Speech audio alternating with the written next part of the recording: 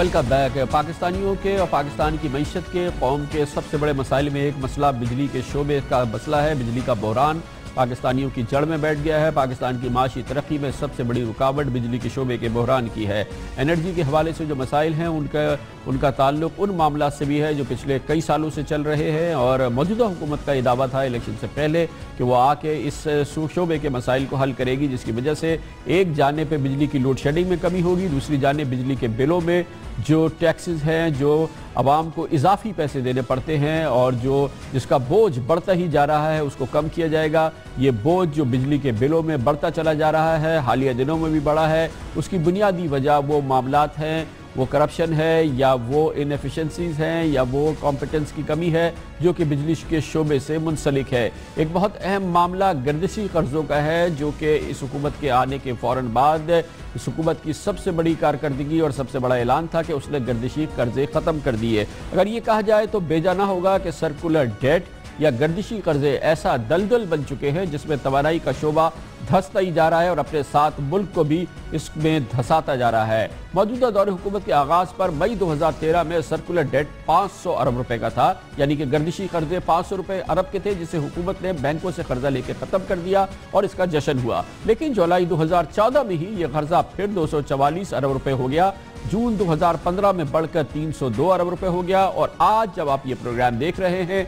पाकिस्तान के बिजली के शोबे के से मुंसलिक गर्दिशी कर्जे 329 अरब रुपए तक पहुंच चुके हैं, यानी कि तकरीबन उसी जगह पे हम पहुंच रहे हैं जहां से हम शुरू हुए थे। ज़ेरे गर्दिश कर्जों की बड़ी वजह यह है कि हुकूमत बिजली पैदा करने वाले कारखानों की महंगी बिजली खरीद कर उसे कुछ कम कीमत पर आवाम को फरोख्त करती है, लेकिन इसके बाद बर वक्त अदायगियाँ यानी कि बिल्स नहीं आ पाते। बिजली पैदा करने वाले कारखाने बिजली की पैदावार में इस्तेमाल होने वाला ईंधन यानी फर्नेस ऑयल PSO से खरीदते हैं, लेकिन बिजली के बिल ना मिलने पर माली मुश्किलात का शिकार हो जाते हैं। दूसरी तरफ जब PSO को बिजली बनाने वाले कारखानों से फर्नेस ऑयल के पैसे नहीं मिलते तो वो ऑयल रिफाइनरीज को अदा नहीं कर पाती जहां से कि वो ऑयल लेती हैं, और इस तरह तवानाई के शोबे में ये कर्जा बढ़ता जाता है और गर्दिश करता जाता है, जिसे हम गर्दिशी कर्जे कहते हैं, जो कि इस हुकूमत के आते आते वक्त तकरीबन 500 अरब थे। इस हुकूमत ने उसे ख़त्म किया, लेकिन 2.5 साल के अंदर ही ये दोबारा 350 अरब तक पहुँच चुके हैं। इस वक्त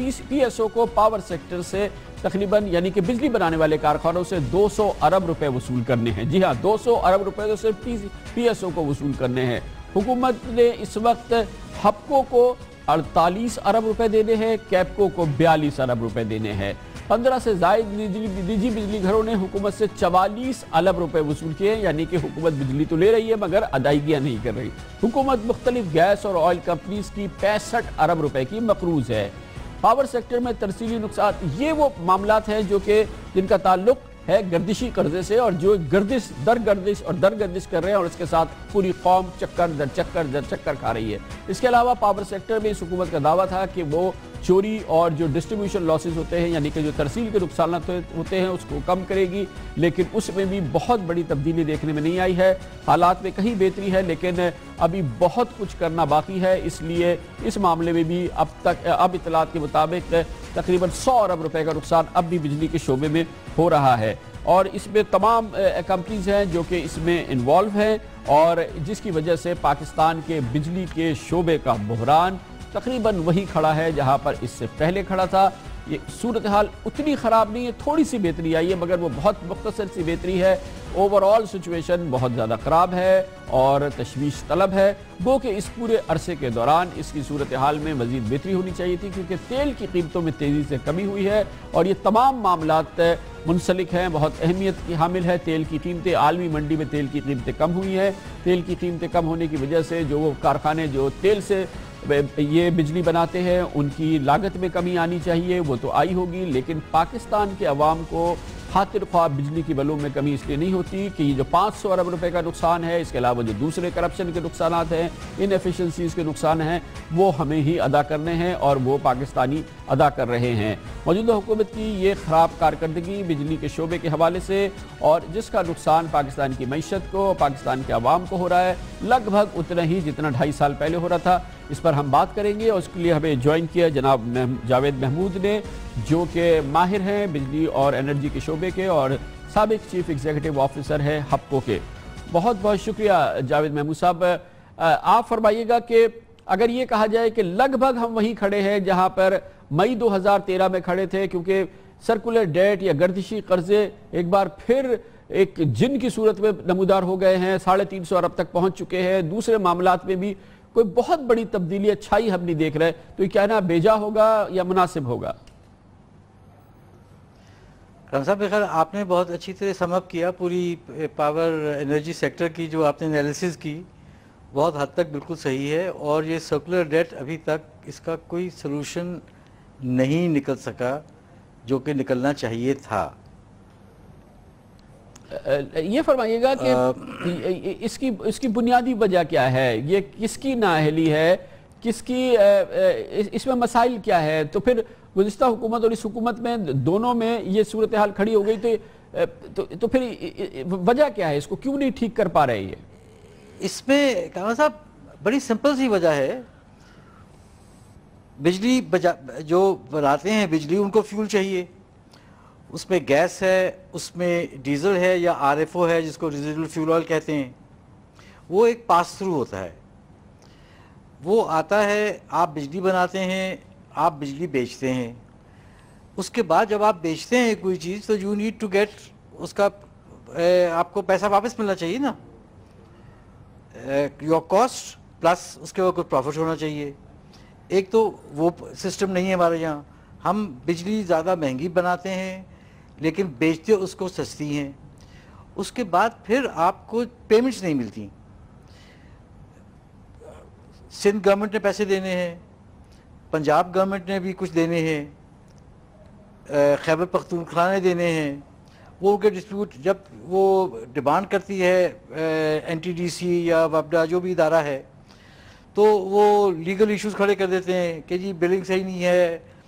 وہ غلط ہے، تو ایک وہ وجہ ہے۔ اس کے بعد آپ کی مس مینجمنٹ ہے، کرپشن ہے، ٹیکنیکل لاسز ہیں، یہ چیزیں جو آپ نے ساری جو کہیں شروع میں، وہ بیسیکلی وہی چیزیں ہیں جن کو ایڈریس کرنا چاہیے، اور جب تک وہ چیزیں صحیح نہیں ہوں گی، گڈ گورننس نہیں ہوگی، کرپشن کو آپ ریموو نہیں کریں گے، یہ مسئلہ رہے گا۔ تو جاوید محمود صاحب، جو اس وقت آپ کہہ رہے ہیں کہ بجلی سستی بیچتے ہیں، سستی کہاں بیچتے ہیں؟ جو ڈومیسٹک کنزیومر ہے، جب وہ جو اس کے بلز میں اضافہ ہو رہا ہے، جو ٹیرفز میں اضافہ ہو رہا ہے، ابھی حال ہی میں کراچی الیکٹرک میں 30% اضافہ ہوا ہے، اس کے علاوہ جو اس وقت پاکستان کا کنزیومر ہے، انڈسٹریل اور کمرشل کنزیومر، اس کے بل کا 40% جو ہے وہ ٹیکسز کے اندر وہ جا رہا ہوتا ہے، تو یہ پھر یہ ہم سستا کہاں سے بیچارہ دے رہا ہے جو کنزیومر ہے؟ کامران صاحب ہاں نہیں وہ بالکل صحیح آپ کہہ رہے ہیں، لیکن دیکھیں، آپ جب ایک کوئی گڈ پروڈیوس کرتے ہیں تو اس کا آپ کا ایک کاسٹ آف پروڈکشن ہوتا ہے، تو آپ جب کوئی بازار میں اپنی چیز بیچیں گے تو وہ کاسٹ آف پروڈکشن پلس آپ اپنا اس میں مارجن رکھیں گے، پروفٹ رکھیں گے، تو یہاں تو ہم شروع سے سبسیڈائز کر رہے ہیں بہت حد تک، کیونکہ ایوریج آپ کا جو کاسٹ ہے وہ زیادہ ہے اور جس کاسٹ پہ آپ دے رہے ہیں وہ کم ہے، تو وہ ایک تو وہ ڈفرنس آ جاتا ہے۔ تو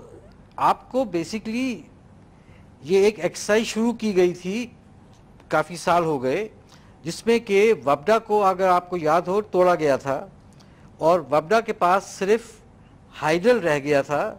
تھرمل بجلی جو تھی وہ الگ سے جن کو ڈسکوز کہتے ہیں یا جینکوز کہتے ہیں وہاں چلی گئی، اور آئی پی پیز جو پرائیویٹ پاور پروڈیوسرز ہیں ان کے پاس رہ گئی۔ اب آپ جب بجلی بناتے ہیں تو وہ این ٹی ڈی سی کے تھرو آپ اس کو ڈسٹریبیوٹ کرتے ہیں، جینکوز ان کو بیچتی ہے، وہ آگے دیتی ہے، لیکن ڈسکوز جب اپنا پیسہ کلیکٹ ہی نہیں کر پاتی، اگر انہوں نے 100 روپے کی بجلی ڈسٹریبیوٹ کی لیکن اگر وہ کلیکٹ کرتے ہیں صرف 70 روپے یا 65 روپے، تو وہ جو خسارہ ہے وہ کہاں سے پورا ہوگا؟ اچھا جاوید صاحب، میں مخل ہوتا ہوں، ذرا سا ایک اور چیز بتا دیجیے گا کہ اب ہمارا رخ جو جا رہا ہے، جو موجودہ حکومت کا رخ ہے، وہ ہے کوئلے سے بجلی کو پیدا کرنا، اور اس کے لیے پلانٹس لگ رہے ہیں اور اس کے لیے بڑے بڑے منصوبے سامنے آ رہے ہیں۔ اس کے علاوہ سورج سے کی روشنی سے سولر پلانٹ جو ہے بھاولپور میں بن گیا ہے، $100 ملین ہم نے اس میں لگا بھی دیے۔ یہ اب ساری دنیا میں تیل کی قیمتیں زمین بوس ہو رہی ہے اور آگے ایران کا تیل آئے گا اور پھر دوسرا نائجیریا کا تیل آئے گا، اس کے بعد تیل کی قیمتوں کا جو فیوچر ہے وہ بہت زیادہ کم ہو رہا ہے۔ یہ جو ہماری حکمت عملی ہے کوئلے سے تیل بنانا اور سولر کا تیل بنانا اور یہ ونڈ وغیرہ کا تیل بنانا، یہ ایک کوئی آگے چل کے اس موجودہ حالات میں کوئی بہت مہنگا سودا تو نہیں ہونے والا، کہیں یہ ایک اور نیا بھوت اور جن تو ہمارا منتظر نہیں ہے اس معاملات میں؟ میرا اپنا ذاتی خیال جو ہے کوئلہ بالکل نہیں لگنا چاہیے تھا، کیونکہ ایک تو وہ انوائرمنٹلی بہت ہی نقصان دہ ہے، اور جس کاسٹ پہ ہم لگا رہے ہیں وہ کاسٹ بہت زیادہ ہے، اس پہ نہیں لگنا چاہیے۔ سولر، یہ میری اپنی سولر، دیکھیں solar is very clean energy, اور صرف اس کا پرابلم یہ ہے کہ وہ انیفیشینٹ ہے۔ انیفیشینٹ اس طرح ہے کہ اگر آپ نے ابھی ہم پنجاب گورنمنٹ نے 100 میگا واٹ لگائے، لیکن جو گرڈ کو جا رہا ہے میکسیمم پیک ٹائم پہ وہ کوئی 22 میگا واٹ ہے صرف، اور ایوریج جو ہے اس کی وہ 17.5 یا 18 میگا واٹ ہے صرف، تو کاسٹ بہت ہائی ہے۔ لیکن فیوچر جو ہے ہمارا وہ رینیوبل انرجی میں ہی ہے، وہ سولر میں ہے، وہ ونڈ میں ہے، اور ہائیڈل ہے۔ ہائیڈل پہ ہم لوگوں نے پتہ نہیں کیوں نہیں توجہ دی ابھی تک، پچھلے 20 سال سے ہم رو رہے ہیں ہائیڈل کو، جہاں پہ ہمیں کنسنٹریٹ کرنا چاہیے تھا۔ چلیں کالا باغ ڈیم نہیں بنایا تو آپ کم از کم 100 mega what, 200 mega what, 50 mega what یہ پورے ناردرن ایریاز میں آپ کے لگ سکتے تھے۔ بہت بہت شکریہ جناب جاوید محمود، بہت بہت شکریہ۔ انرجی کے شعبے کے بہت اہم مسائل ہیں، پاکستانیوں کو ہر سال اس حوالے سے ایک صورتحال بھگتنی پڑ رہی ہے۔ 300-350 ارب روپے اس شعبے سے منسلک ہیں، جو کہ یہ شعبہ نگل جاتا ہے اور اس چیز کی وجہ سے ہماری معیشت بھی ہرٹ کرتی ہے، ہم آپ سب مل کے اس کو ہرٹ کرتے ہیں، اور ہمارے ہاں توانائی کے مسائل کی وجہ سے ہماری جو صنعتیں ہیں وہ بھی کام نہیں کر پاتی، ہمارے ایکسپورٹس نہیں ہو پاتے۔ موجودہ حکومت کا دعویٰ تھا کہ اس میں بہت بڑی ریفارمز آئیں گی، بہت بڑی اصلاحات دیکھنے میں آئیں گی، فی الحال تو نہیں آئی ہیں، آدھے سے زیادہ وقت گزر چکا ہے۔ دیکھتے ہیں کہ باقی 2 سال کے اندر کیا یہ وعدے پورے ہوتے ہیں یا نہیں۔ لیتے ہیں خبر سے بریک اور اس کے بعد ذکر کریں گے خطے کی بہت اہم پیش رفت ہے۔ ایران دنیا میں واپس آ رہا ہے، ایران کی بحالی ہو رہی ہے، امریکہ اس پہ سینکشنز ختم ہونے جا رہی ہیں، اس کے تمام مراحل تقریباً پورے ہو گئے ہیں۔ 1 مہینے کی بات ہے کہ ایران پر سے یہ پابندیاں ختم ہوں گی، یہ بہت بڑی پیش رفت ہوگی۔ پاکستان کو اس سے کیا فائدہ ہو سکتا ہے، پاکستان کی کتنی تیاری ہے، اس پر بات کریں گے خبر سے بریک کے بعد۔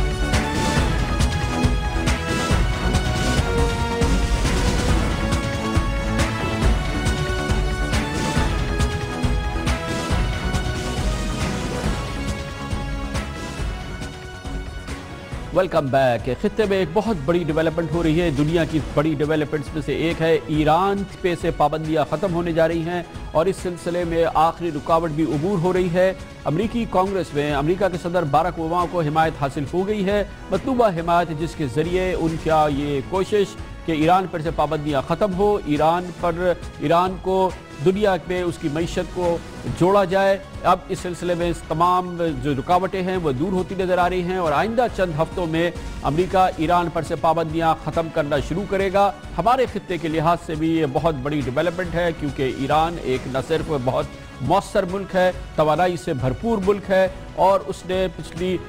3 دہائیوں کے دوران پابندیوں کے باوجود اپنے وجود کو نہ صرف برقرار رکھا ہے بلکہ مضبوط بنایا ہے۔ اس لیے ایرانی معیشت، ایرانی قوم پاکستان کے ہمسائے کی حیثیت سے اس کی دنیا میں بحالی اور اس کے ذرائع کے اور اس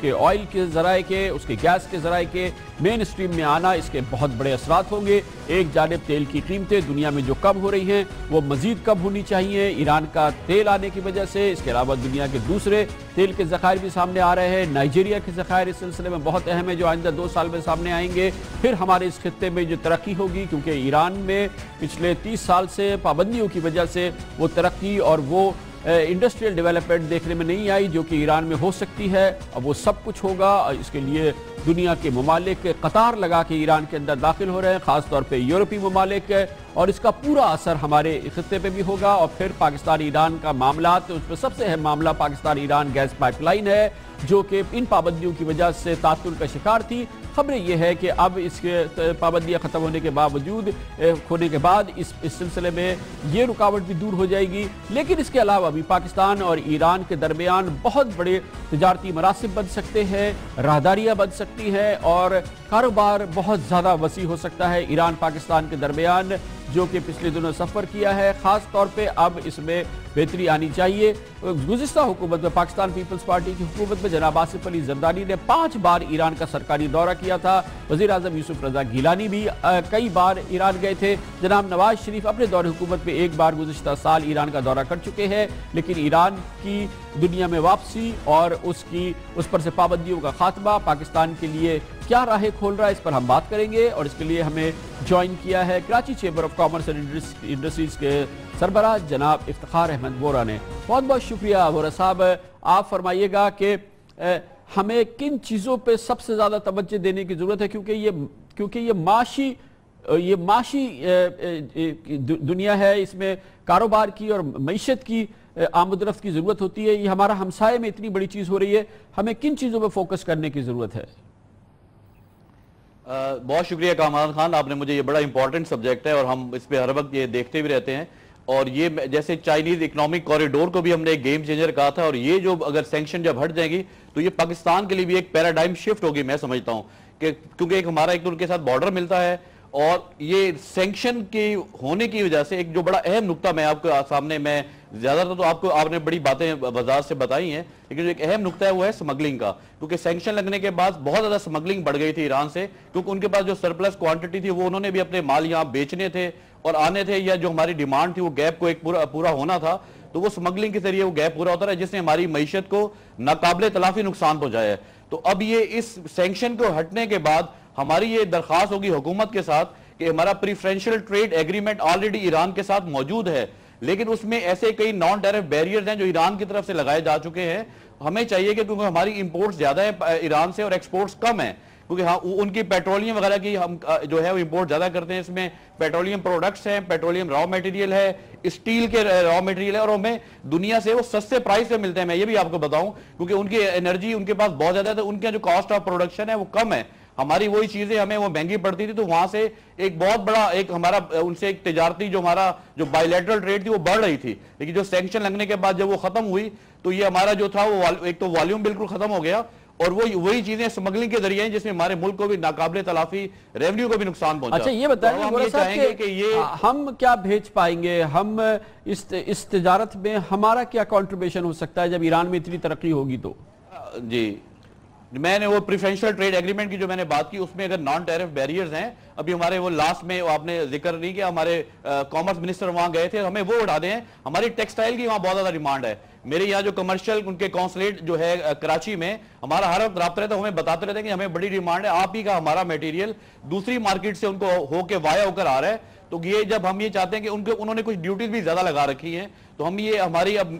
گورنمنٹ کا یہ فرض ہے، ہمارا رائس جا سکتا ہے اور کئی ایسی چیزیں جو ہم ایکسپورٹ کر سکتے ہیں. ایران میں ہماری کئی چیزوں کی بہت زیادہ ڈیمانڈ ہے. مینلی میں نے آپ کو بتایا کہ ہماری ٹیکسٹائل پروڈکٹس ہیں، ہوم پروڈکٹس ہیں، لیدر کے پروڈکٹس ہیں، اسپورٹس گڈز ہیں، سرجیکل اکوپمنٹ ہیں، اور رائس تو ہمارا وہاں بے تحاشا پسند کیا جاتا ہے، جو وایا انڈیا وہ دبئی سے ہمارا انڈین برانڈ کے ساتھ وہ جا رہا ہے. تو ہمیں ابھی اپنی حکومت کو ابھی ایک فرض بن جاتا ہے کہ ان سارے چیزوں کو جو پرابلمز ہیں، جو نان ٹیرف بیریئرز ہیں، ان کو وہ ختم کرے. اور ایک اسپیشل میری یہ بھی درخواست ہے کہ یہ جو سمگلنگ کے ایلیمنٹ کو ختم کرنے کے لیے اس کے اوپر کوئی ایک ہمیں اسپیشل اس پہ یہاں پر جیسے سیل ٹیکس کم کر دیا جائے. جس طرح اگر آپ کریں گے تو وہ سمگلنگ سے جب وہ چیزیں نکل جائیں گی تو ہمارا یہ ہمیں اس میں ہمارے جو ہمارے پر بوجھ ہے امپورٹ بل کا وہ بھی کم ہوگا. دیکھیں ایک بہت زیادہ چیزیں ہم ان سے منگا بھی سکتے ہیں، اور ان کو ہم یہاں سے اگر لینڈ روٹ ہمیں مل جائے، ہمیں جو اکنامک کوریڈور کی آپ نے بات کی، تو ہم نے گوادر سے وہاں تک ایک پائپ لائن بھی دینی ہے، اور جو گیس پائپ لائن ہے وہ ہماری ایک وہ بن جائے گی، وہ شہرک بن جائے گی، وہ بھی ہماری انرجی کے لیے. اور آگے اگر ریل نیٹ ورک بچھا دیتے ہیں ہم ٹرکی تک، اگر ہمارا میٹیریل چلے گا، کیونکہ ٹرکی کے ساتھ جو ہماری ٹریڈ ہے وہ بھی سفر ہو رہی ہے ڈیو ٹو وہ ہمارا وہ شپنگ لنکس نہیں قائم ہو رہے وہاں ٹرکی سے. تو یہ ہمیں بڑا ہی ضروری ہے کہ راستہ چاہیے اور آگے یورپ تک پہنچنے کے لیے بھی, اور ادھر سے قازقستان تک بھی ہم نے ریسنٹلی وہاں بھی ہم ساری چیزیں دیکھ رہے ہیں. تو قازقستان بھی جو ہے وہ ٹرکی سے ایک روٹ ملتا ہے, جو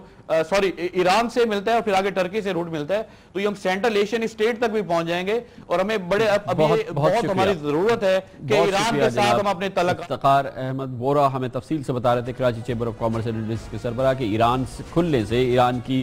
بحالی سے, ایران پہ سے پابندیاں ختم ہونے سے پاکستان کے لیے معاشی ترقی کے بہت بڑے راستے کھل سکتے ہیں. سب سے زیادہ راستہ جو ہے پاکستان کی توانائی کے شعبے میں, ایران کی گیس, ایران کی آئل پروڈکٹس, ایران کی یہ تمام چیزیں جو ہیں یہ پاکستان آسانی سے لے سکتا ہے اور اس کے لیے تمام رکاوٹیں دور ہو جائیں گی. تو دیکھنے کی ضرورت ہے کیونکہ پاکستان کا برادر ہمسایہ ملک ہے ایران, اور اس سے تعلقات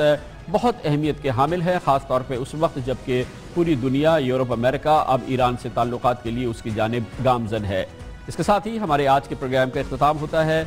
سیٹرڈے سنڈے کی ہفتہ وار تعطیل رہتی ہے, پیر کو آپ سے پھر ملاقات ہوگی انشاءاللہ. پیر تک کے لیے کامران خان کو اجازت, اللہ حافظ و ناصر.